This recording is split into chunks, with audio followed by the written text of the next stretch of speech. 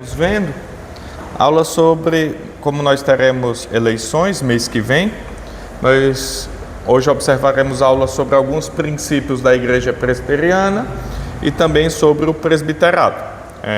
Iniciaremos hoje, talvez levemos umas 2 ou 3 aulas, que é tempo que antecede aí a nossas eleições, e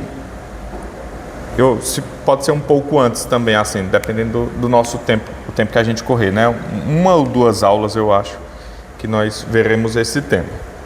Então é muito importante para a igreja estar e para os irmãos também estarem passando para os outros, também convidando os outros membros da igreja a estarem aqui conosco, aqueles que se interessam em saber como funciona a forma de governo da nossa igreja. Então vamos dar início. Nós já vimos um texto devocional, vamos dar logo início à aula sobre alguns temas da IPB, fundamentais para nós entendermos então nossa forma de governo. O reverendo Bonerges Ribeiro, eu já ministrei essa aula aqui, esse início de aula uma vez, mas nós já abrangeremos um pouco mais. Reverendo Bonerges Ribeiro, ele foi presidente do Supremo Concílio. Ele tem uma frase que ele falou na posse no Supremo Concílio, quando ele foi eleito presidente do Supremo. Ele disse: ninguém nos obriga a ser presbiterianos, mas se queremos sê-lo, sejamo-lo honradamente. Ele disse essa frase em meio a um momento controverso da igreja presbiteriana. E o que quer dizer ser presbiteriano? Então veja, ele diz: ninguém nos obriga a ser, mas se nós somos, que sejamos honradamente. Então veja, quando nós fazemos nossa profissão de fé, quando nós juramos aqui depois da nossa profissão de fé, ou quando nós somos chamados ao conselho e estamos chegando na igreja, nós falamos que cremos, que nós obedecemos nossos símbolos de fé, nossa Constituição, que nós prometemos diversas coisas. Então, isso é o contexto ali presbiteriano. Nós falamos e juramos pela nossa palavra, diante de Deus e dos homens, que nós vamos seguir aquilo que nós acreditamos ser a melhor forma de governo e também a demonstração da Escritura para nós. Então, o reverendo Bonerges, ele fala isso, porque não adianta nós termos uma externalização presbiteriana e, na verdade, nós seguirmos outras doutrinas ou não acreditarmos naquilo que está sendo feito. Então, como surgiu a igreja presbiteriana? A igreja presbiteriana, ela surge com John Knox, lá na Escócia. Ele é o pai considerado pai do puritanismo e também o fundador da igreja presbiteriana. A igreja presbiteriana, ela se inicia, não modelo presbiteriano, que aí a gente vai ver como é esse modelo presbiteriano, mas a igreja se inicia na Escócia, vai para os Estados Unidos, dos Estados Unidos vem para o Brasil através do missionário Simonton, pastor e missionário Simonton, que sai jovem dos Estados Unidos, chega ao Brasil e então inicia-se o processo da igreja presbiteriana no Brasil. Hoje há vários lugares que tem igreja presbiteriana. A nossa é a IPB, né, que é a Igreja Presbiteriana no Brasil, tem igreja presbiteriana na Angola, tem na Escócia, tem nos Estados Unidos várias, aqui no Brasil também tem várias igrejas presbiterianas, mas não ligadas à nossa. Você tem a Presbiteriana Independente, que foi um racha da nossa, você tem a Unida, você tem a Renovada, você tem hoje várias igrejas presbiterianas. O que é que esse nome quer dizer? Que ela tem uma forma de governo presbiteriano, que é governada por presbíteros. Já a gente chega lá. Então, ela se inicia com John Knox, depois você pode pesquisar um pouco da vida dele. O símbolo da nossa igreja, a sarça, é interessante para nós porque ela se inicia com esse nome em latim, queimando, mas florescendo, ou, no entanto, não se consumia. O que quer dizer isso? Passagem que o Senhor aparece na sarça, essa sarça, ela não representa Deus, mas a igreja. A igreja queimando, mas não se consumia. Por quê?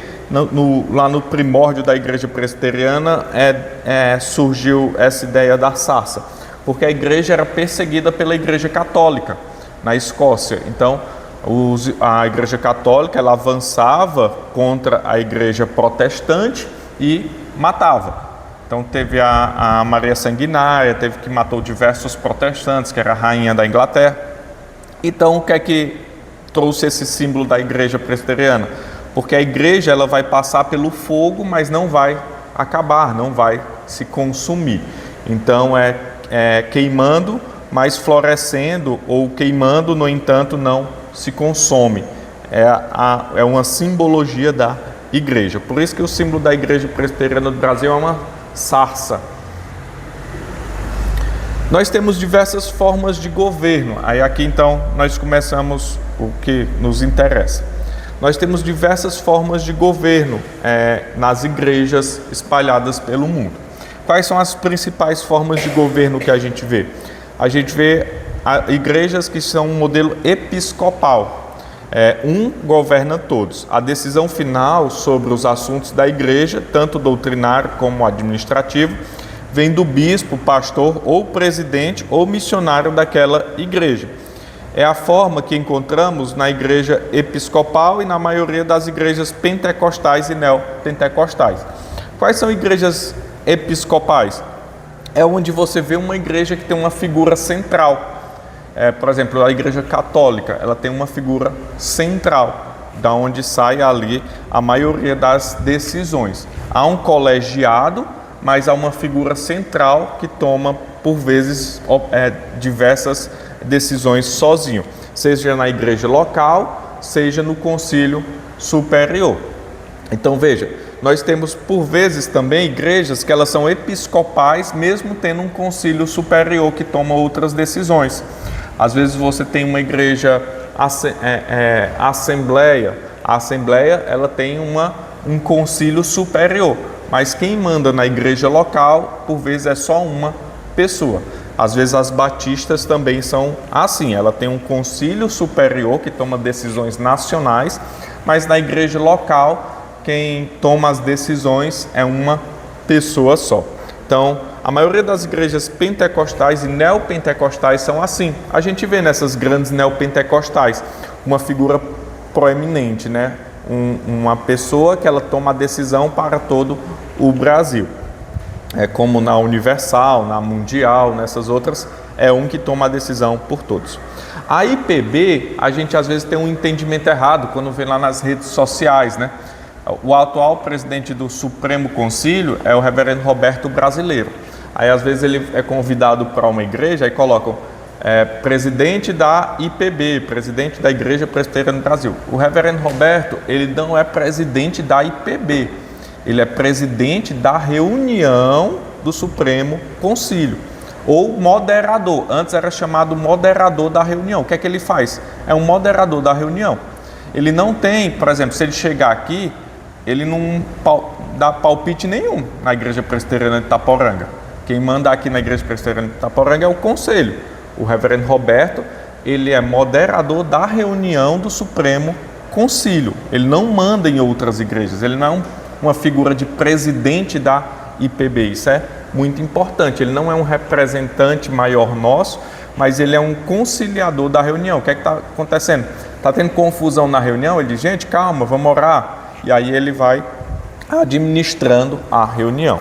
Então a figura de presidente na IPB é de moderador e não de uma figura que é mais elevada que as outras ou algo assim. Isso é um entendimento errado.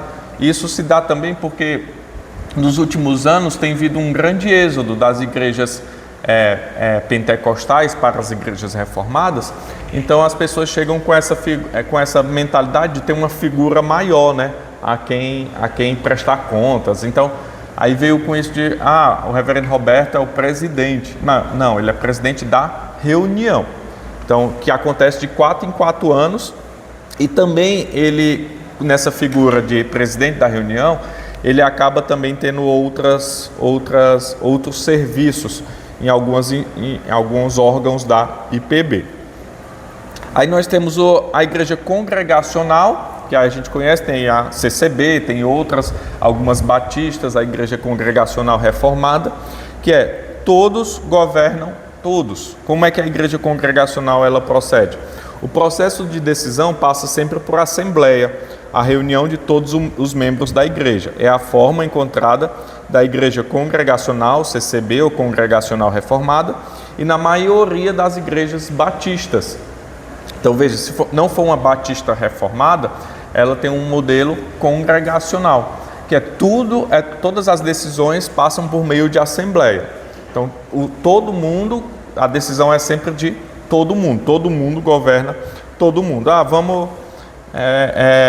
pintar a igreja, vamos fazer isso, vamos fazer aquilo. Então sempre há reunião para todos tomarem a decisão.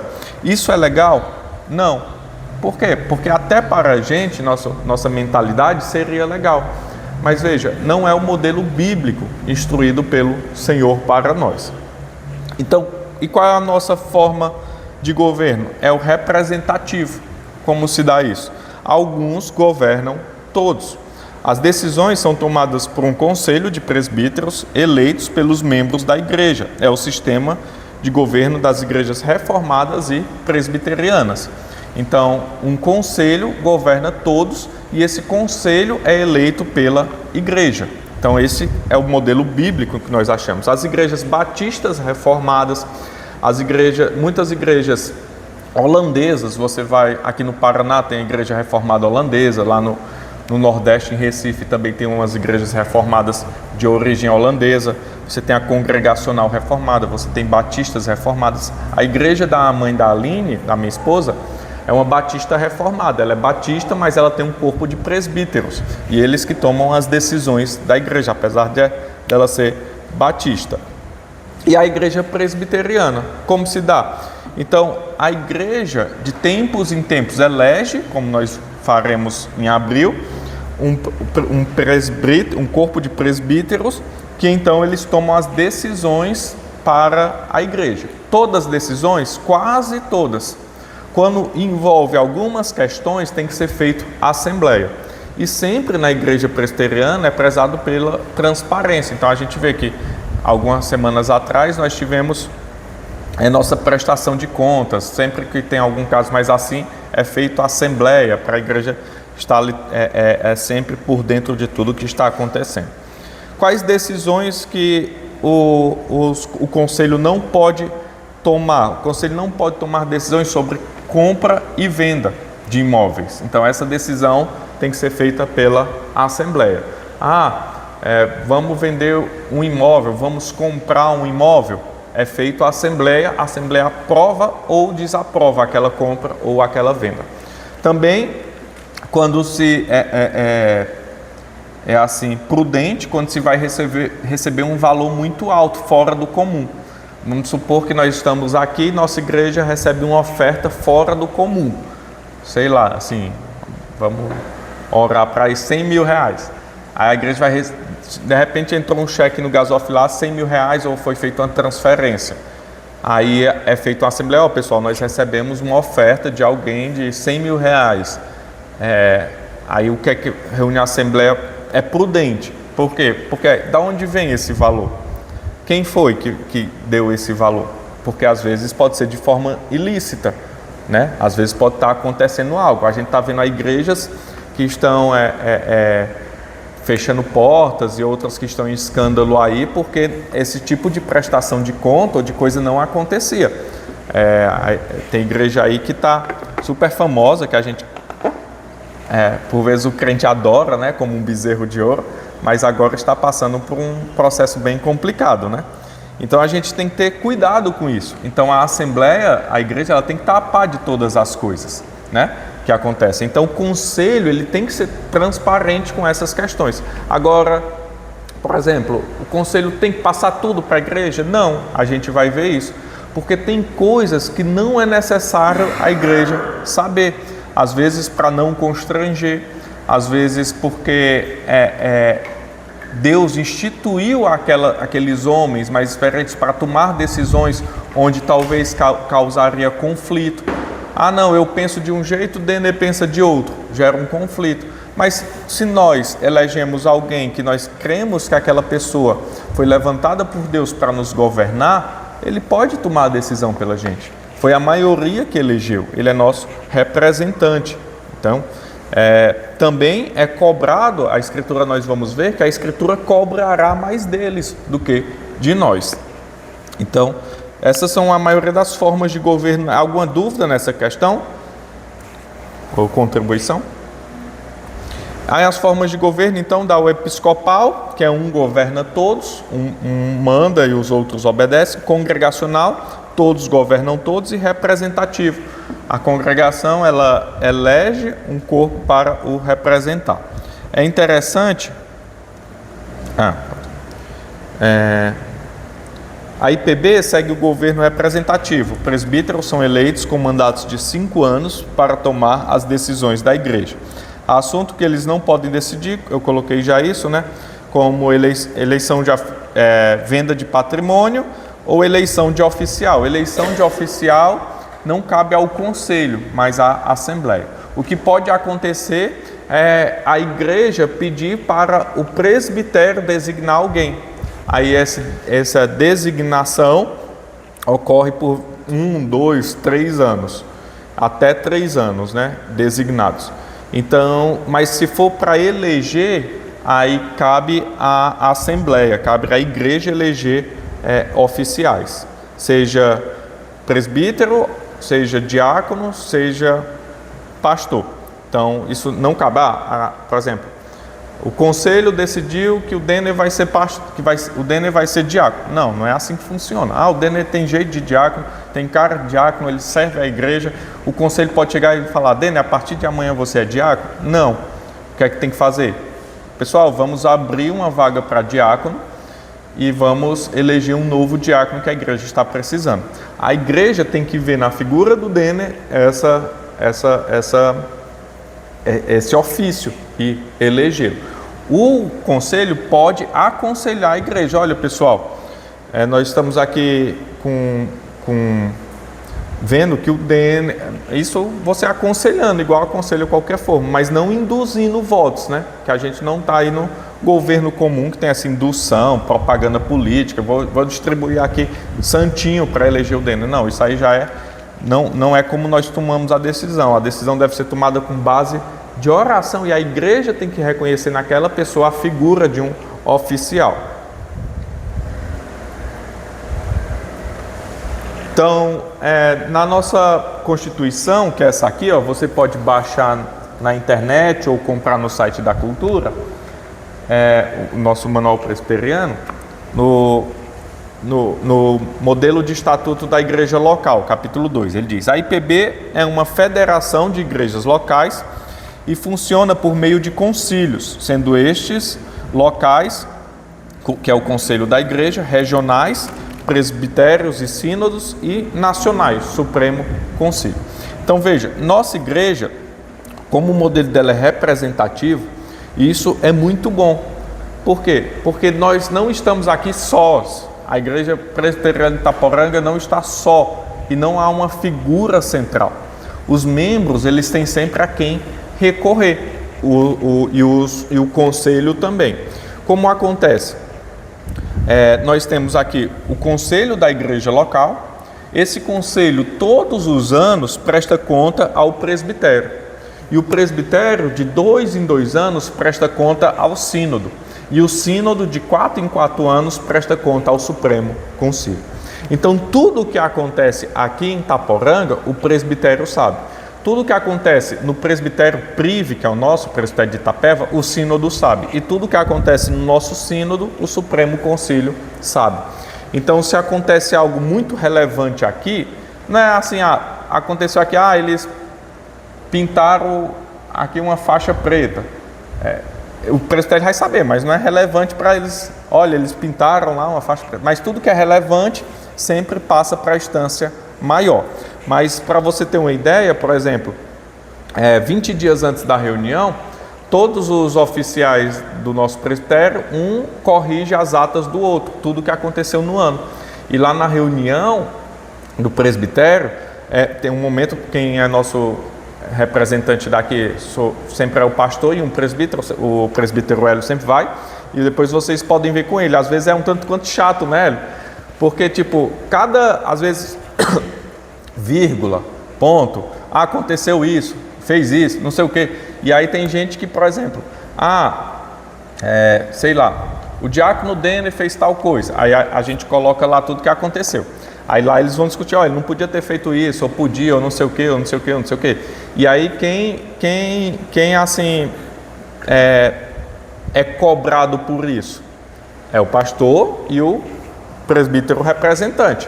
Então, tudo que acontece aqui, de certo ou errado, de certo nem me elogia muito não, mas tudo de errado, a gente sempre paga por isso, né?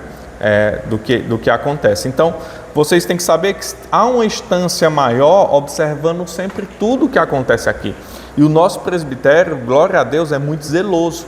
Então, ele se reúne ordinariamente uma vez no ano e extraordinariamente quantas vezes julgar necessário. O sínodo também e o Supremo Concílio também.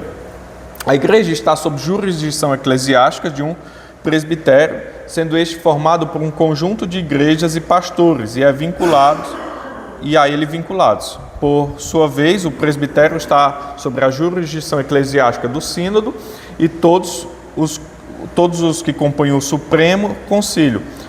E todos os sínodos compõem o Supremo Concílio, órgão de unidade de toda a igreja presbiteriana do Brasil. Então veja, o que é nosso presbitério? Nosso presbitério é um conjunto de 12 igrejas, que é o presbitério de Itapeva. Na reunião, quem são os representantes? Um presbítero e o pastor daquela igreja. Então, são 24 representantes que se reúnem uma vez por ano, no mínimo, para tratar sobre todas as igrejas. E o sínodo? O sínodo é a comissão executiva de cada presbitério, que é feito da mesa, um secretário, presidente, secretário executivo, primeiro e segundo secretário, vice-presidente, que se reúnem no sínodo. E o Supremo Concílio é a mesa de todos os sínodos do Brasil, que, por exemplo, se reunirá agora em julho, no final de julho, primeira semana de agosto. É uma semana toda que eles vão tomar todas as decisões para os próximos 4 anos da IPB. Então, por exemplo, decisões relevantes e outras coisas menores que envolvem nacional. Quem será o secretário nacional das crianças, secretário nacional da UPA, da UMP, quem vai cuidar do Mackenzie, quem vai cuidar de cada seminário, todas essas decisões, como também decisões doutrinárias. Pode isso no culto, não pode isso no culto, pode cantar isso, não pode fazer isso. Então é uma semana, a última reunião foram 3.600 pessoas, a desse ano ocorrerá em Manaus, sempre em um local diferente. Então é uma reunião bastante cansativa, que então as pessoas vão lá, todo presbitério elege 4 delegados, 2 delegados, 2 presbíteros, que é o que? 2 pastores daqui do presbitério vão e mais 2 presbíteros vão. Então todos os presbitérios elegem 4 pessoas para ir. E aí lá tiro, porrada e bomba, coisa, porque eles estão decidindo cada detalhe da nossa denominação. Então, por que isso é importante falar? Porque nós não estamos sós. A gente não pode achar, a gente está em Itaporanga e achar que não tem ninguém olhando para a gente. A gente está lá no lugar mais distante, no Amazonas, no Acre, no Rio Grande do Sul, no Nordeste, mas sempre vai ter alguém tomando de conta daquela igreja. Aqui foi a última reunião do Supremo, foi lá em Curitiba, então foram cerca de 3.600 presbíteros e pastores reunidos para tomar todas as decisões. E não pense que a decisão é assim, sim, não. Tem decisão que às vezes tem documentos de quase 100 folhas. Por exemplo,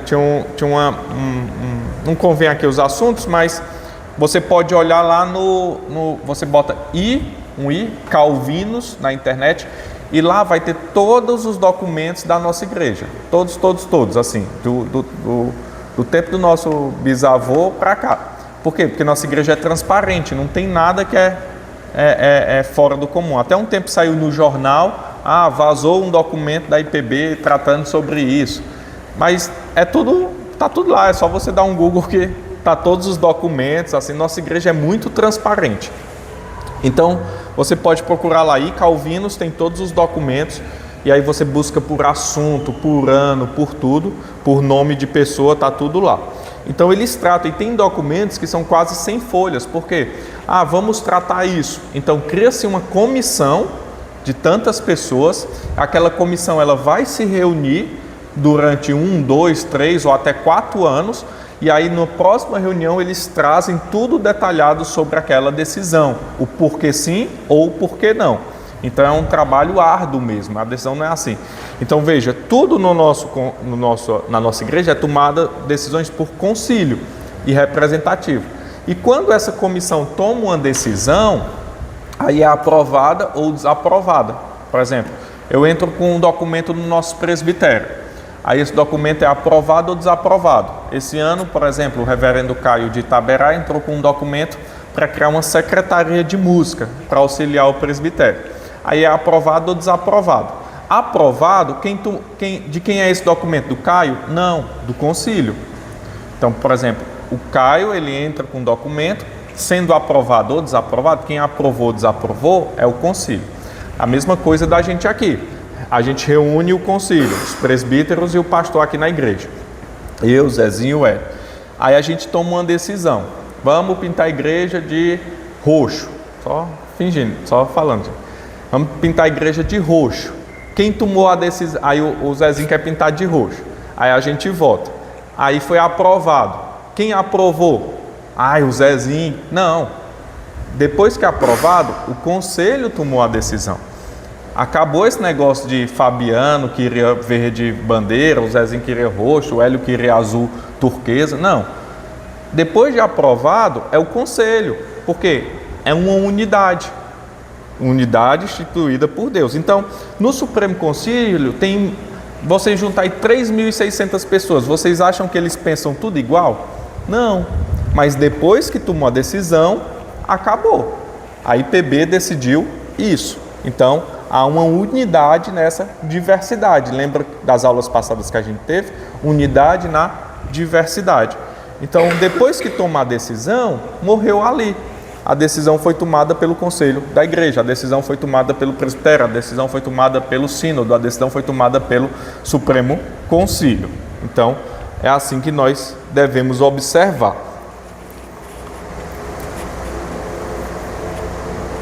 E como a gente toma essa decisão da igreja ser governada por concílio? Veja, a base bíblica desse sistema vem do governo de anciões no Antigo Testamento, lá em Deuteronômio 22, 15, vamos abrir lá. Porque nós seguimos esse modelo, né?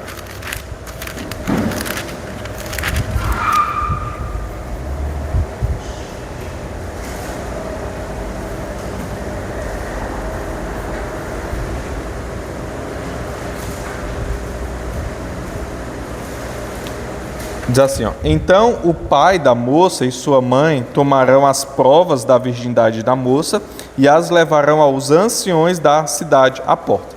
Aqui eu peguei a questão do casamento e castidade, para demonstrar que a moça ela era casta. Mas há outros momentos também que falam sobre os anciões. Então, quem eram os anciões?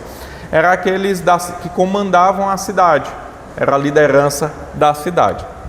E aí essa ideia da liderança passa também para as sinagogas, lá em Lucas 7. Vamos abrir em Lucas 7.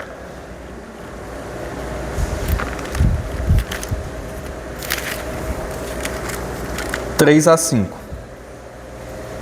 Tendo ouvido falar a respeito de Jesus, enviou-lhes alguns anciões dos judeus, pedindo-lhe que viesse curar o seu servo. Então veja, os anciões também a gente vê nos evangelhos que passaram, eles eram ali liderança das cidades, passaram a ser liderança das sinagogas, e também lá em Atos 14, 23. E provendo-lhes em cada igreja a eleição de presbíteros. A palavra presbítero é ancião. Depois de orar com jejuns, e encomendaram ao Senhor em quem haviam crido. Então veja, é instruído por Paulo para que elejam presbíteros naquela comunidade, naquela igreja, né? No Concílio de Jerusalém, o problema doutrinário não foi resolvido por um homem, nem pelo grupo de 5.000 crentes, mas pelo representante das igrejas. Em Atos 15, aqui um pouco mais à frente, versos 2, 4 e 6.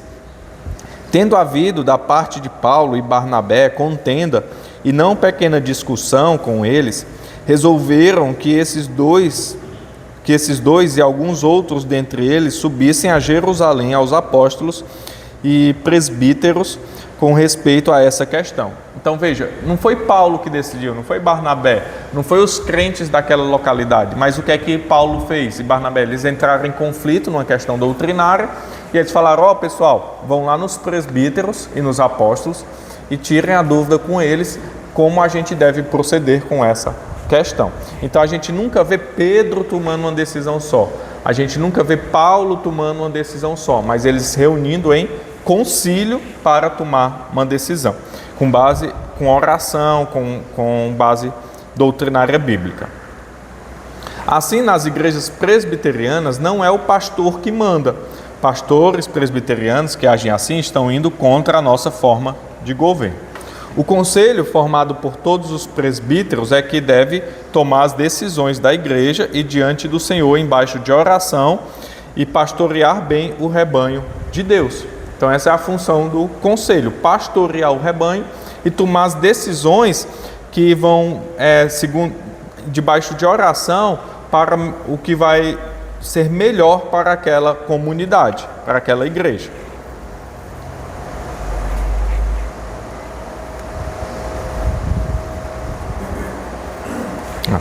Aqui, ofícios da igreja. Jesus Cristo é o rei da igreja e a governa por meio de oficiais. Foi a forma que Deus instituiu.